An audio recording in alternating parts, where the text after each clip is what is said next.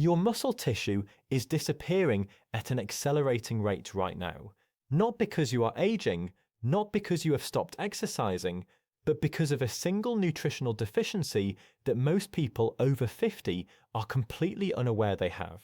This deficiency is not showing up on your routine blood work.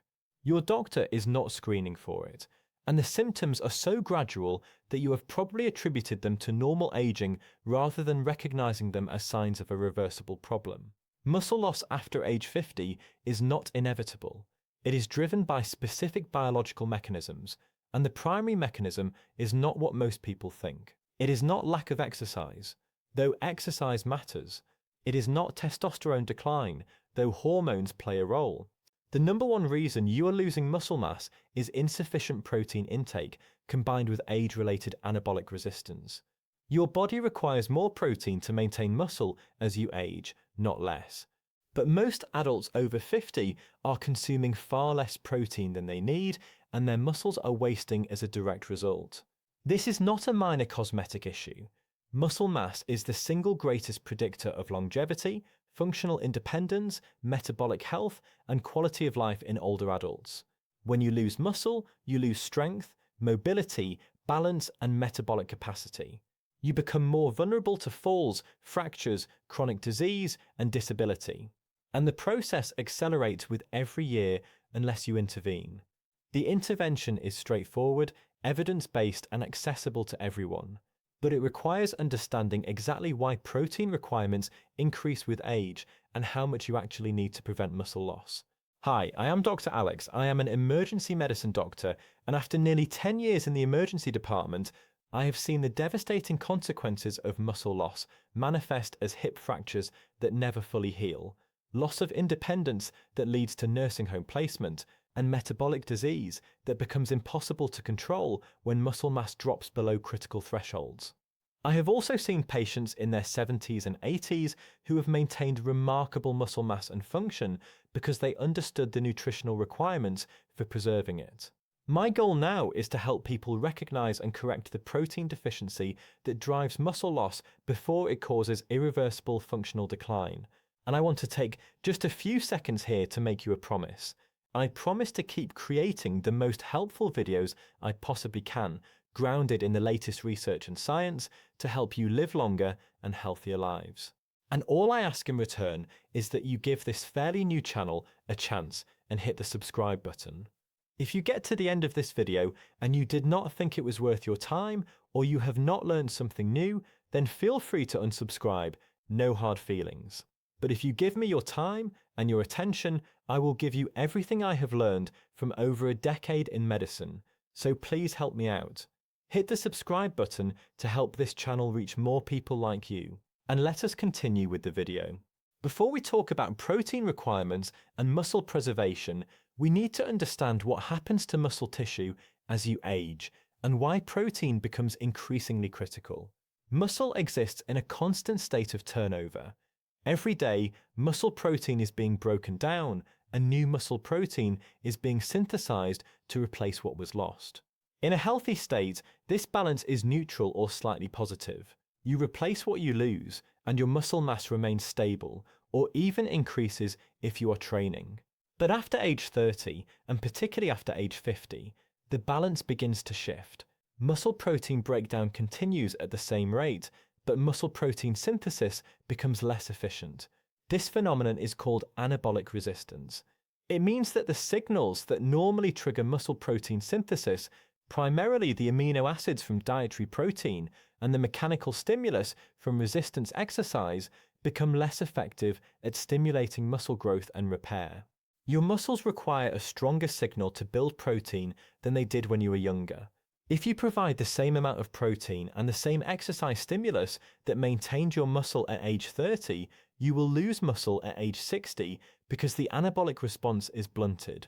Research published in the American Journal of Clinical Nutrition demonstrated this effect clearly. When young adults consume 20 grams of high-quality protein, muscle protein synthesis increases dramatically and plateaus, meaning additional protein beyond 20 grams does not produce additional benefit. But when older adults consume 20 grams of protein, muscle protein synthesis increases only modestly. To achieve the same anabolic response that young adults get from 20 grams, older adults require 35 to 40 grams of protein per meal. This is not a small difference.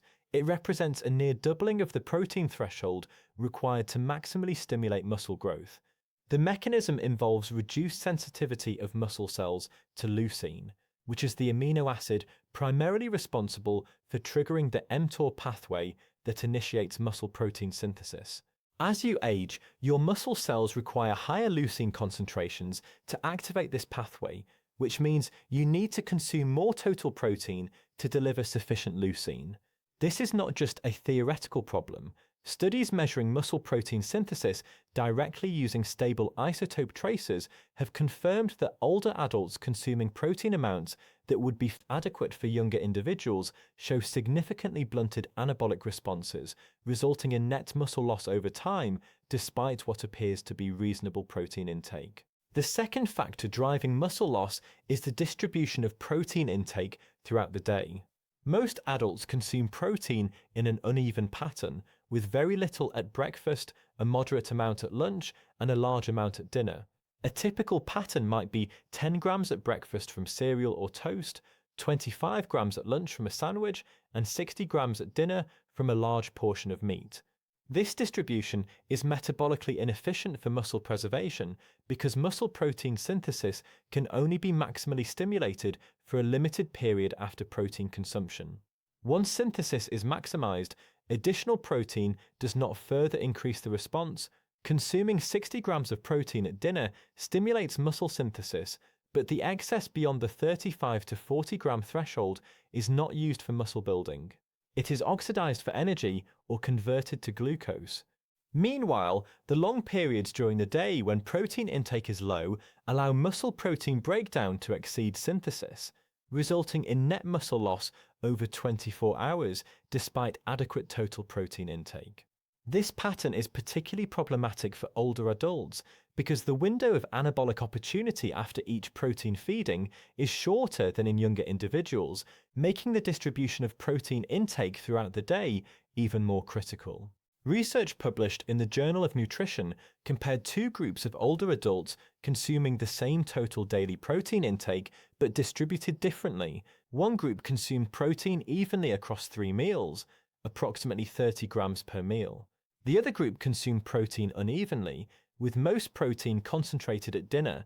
The even distribution group showed significantly better muscle protein synthesis over 24 hours and greater preservation of muscle mass over 12 weeks compared to the uneven distribution group. The finding was clear. It is not just total protein that matters. It is distributing that protein across multiple meals to provide consistent anabolic stimulus throughout the day. This has profound practical implications for how meals should be structured, particularly breakfast, which many older adults skip or eat as a low-protein carbohydrate-heavy meal. The third factor is protein quality. Not all protein sources are equally effective at stimulating muscle protein synthesis. The most effective proteins are those that are high in essential amino acids, particularly leucine, and that are rapidly digested and absorbed. Animal proteins, including meat, fish, eggs, and dairy, meet these criteria. They contain all 9 essential amino acids in optimal ratios and are digested efficiently. Plant proteins vary in quality. Soy protein is relatively high quality and can effectively stimulate muscle synthesis when consumed in sufficient quantities. But many plant proteins, including those from beans, lentils, grains, and nuts, are lower in leucine and are less efficiently digested, meaning you need to consume larger quantities to achieve the same anabolic effect. For vegetarians and vegans, this means total protein requirements may be even higher than for omnivores to achieve the same muscle-preserving effect. Research comparing plant and animal protein sources has found that older adults need to consume approximately 30 to 50% more plant protein than animal protein to achieve equivalent muscle protein synthesis responses, primarily due to differences in leucine content and digestibility. Now, when we understand why muscle loss occurs and how protein requirements change with age, we automatically understand what is required to prevent it. The solution is not complicated, but it does require deliberate changes to dietary patterns that most people have followed for decades. The first requirement is consuming sufficient total protein. The current recommended dietary allowance for protein is 0.8 grams per kilogram of body weight per day, which for a 70 kilogram person is 56 grams per day.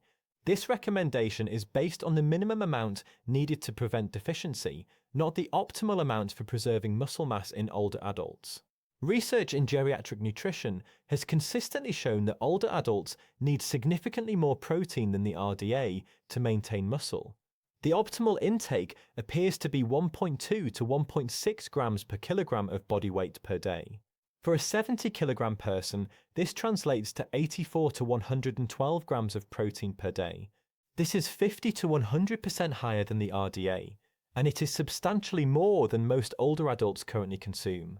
National nutrition surveys consistently show that the average protein intake for adults over 65 is approximately 60 to 70 grams per day, which is well below the optimal range for muscle preservation. Studies published in the American Journal of Physiology found that older adults consuming 1.5 grams of protein per kilogram per day while engaging in resistance training gained muscle mass, strength, whereas those consuming the RDA of 0.8 grams per kilogram lost muscle mass despite identical training. The difference was entirely attributable to protein intake. The higher protein group was providing sufficient amino acids to overcome anabolic resistance and support muscle growth, while the RDA group was not. This demonstrates that the current protein recommendations are inadequate for older adults seeking to preserve muscle function. The implications are profound because millions of older adults are following dietary guidelines that guarantee progressive muscle loss and functional decline. The second requirement is distributing protein evenly across at least 3 meals per day, with each meal containing 30 to 40 grams of high-quality protein.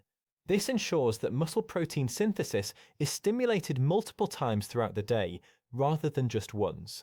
Practical implementation might look like eggs or Greek yogurt with additional protein powder for breakfast to reach 30 grams, chicken or fish with lunch to reach 35 grams, and a similar portion of protein at dinner.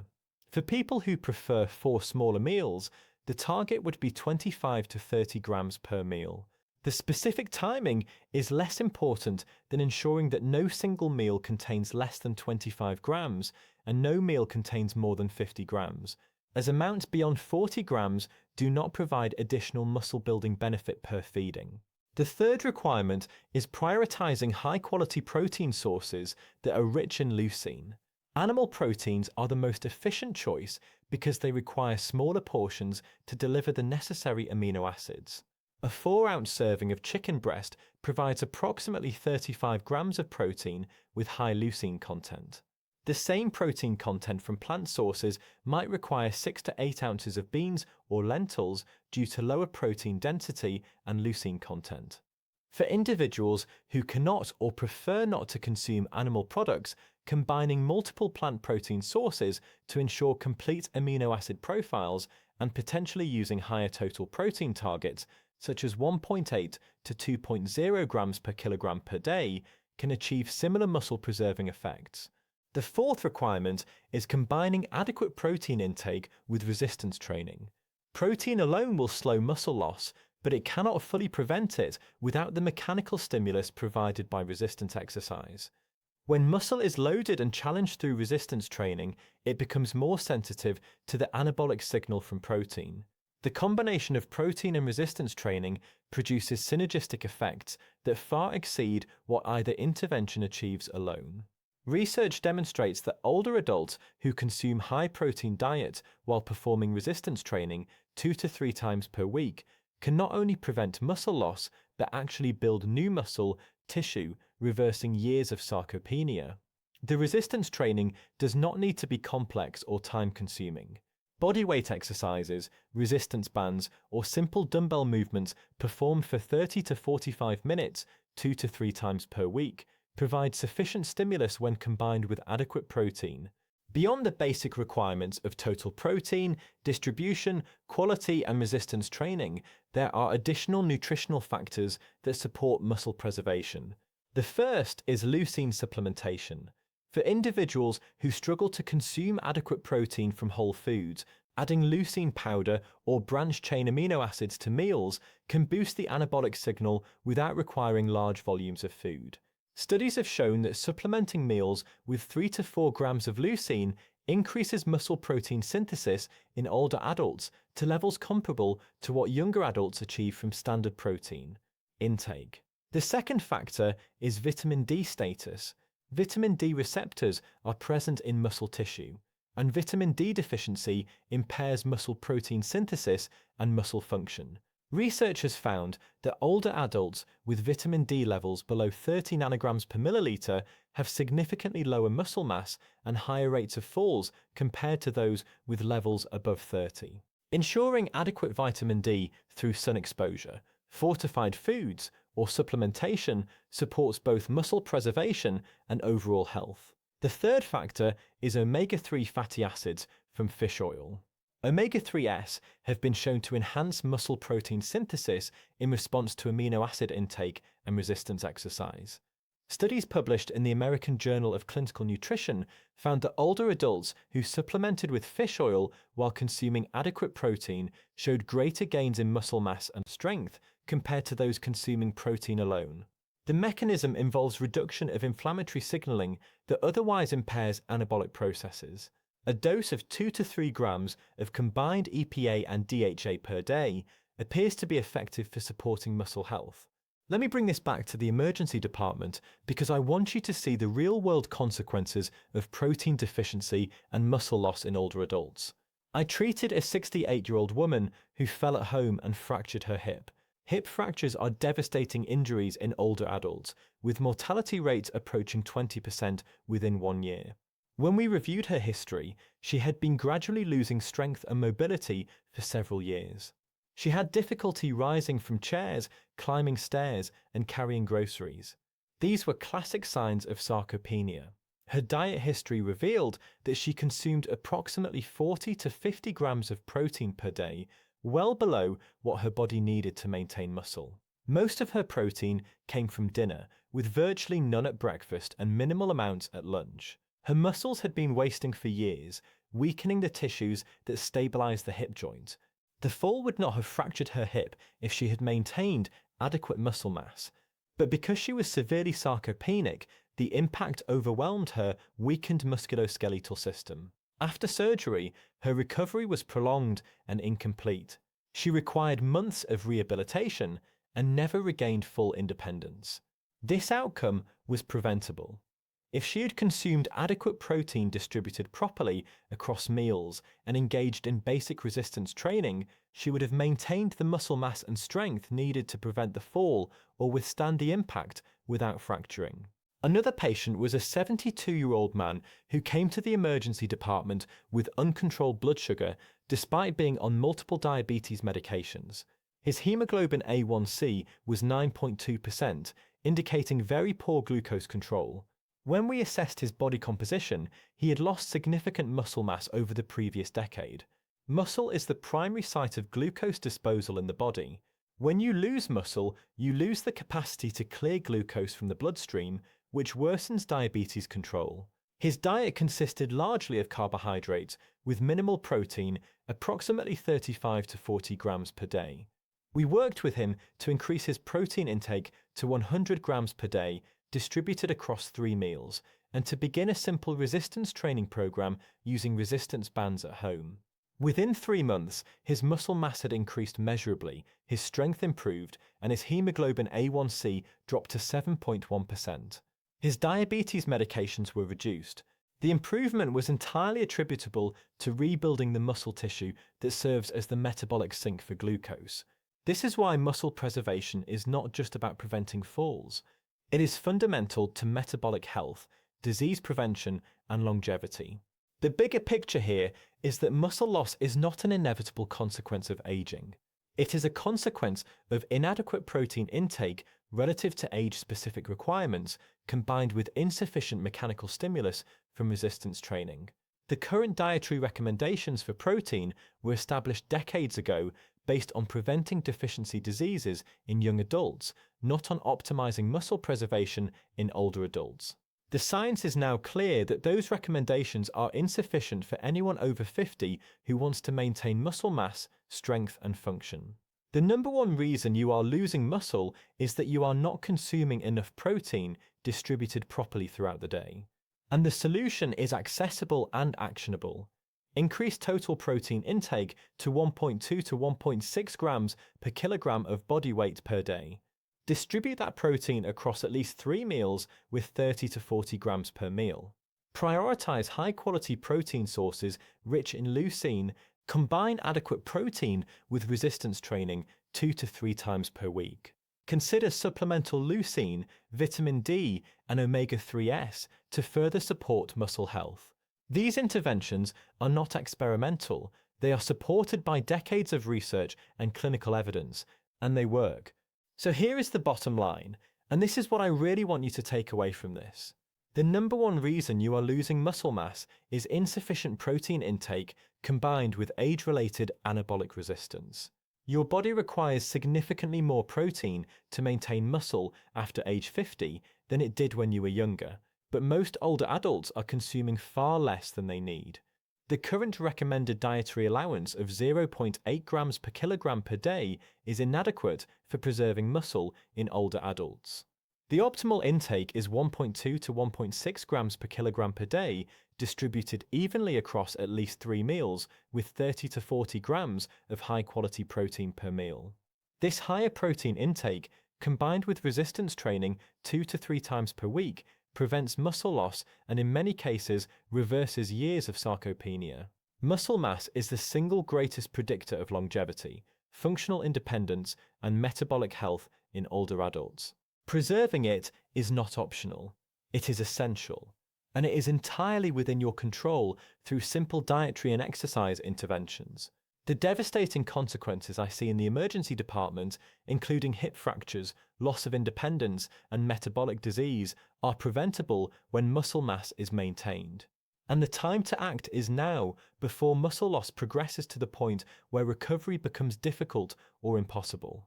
And finally, just to end, please subscribe to the channel if you found this useful to help me reach more people like you.